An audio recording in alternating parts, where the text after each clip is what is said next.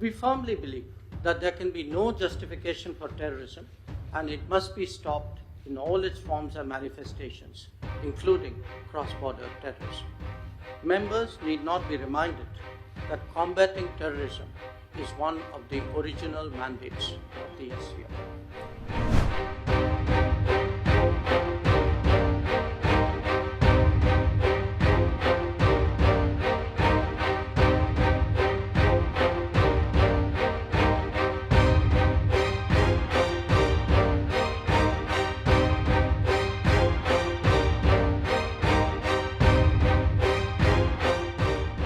Excellencies, while the world was engaged in facing COVID and its consequences, the menace of terrorism continues unabated.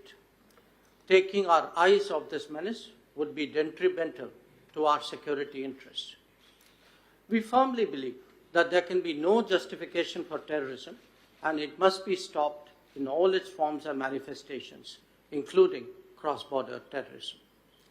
The channel of finances for terrorist activities must be seized and blocked without distinction. Members need not be reminded that combating terrorism is one of the original mandates of the SCO.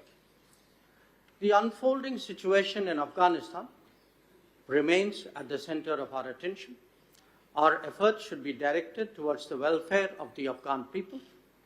Our immediate priorities include providing humanitarian assistance, ensuring a truly inclusive and representative government, combating terrorism and drug trafficking, and preserving the rights of women, children, and minorities. India has always stood for multilateral approaches to addressing global challenges and has always been a willing partner in sharing our expertise and experience. In this regard, India's own achievement in the field of startups and innovation is a remarkable journey. Today, there are more than 70,000 startups in India, of which more than 100 are unicorns. We stand ready to share our experience with member states. Colleagues, in this context, I would like to express my gratitude to all of you for supporting India's proposal of creation of 2 new working groups on startups and innovation and on traditional medicines last year. I'm happy to note that the regulations to operationalize these working groups have been approved by member states.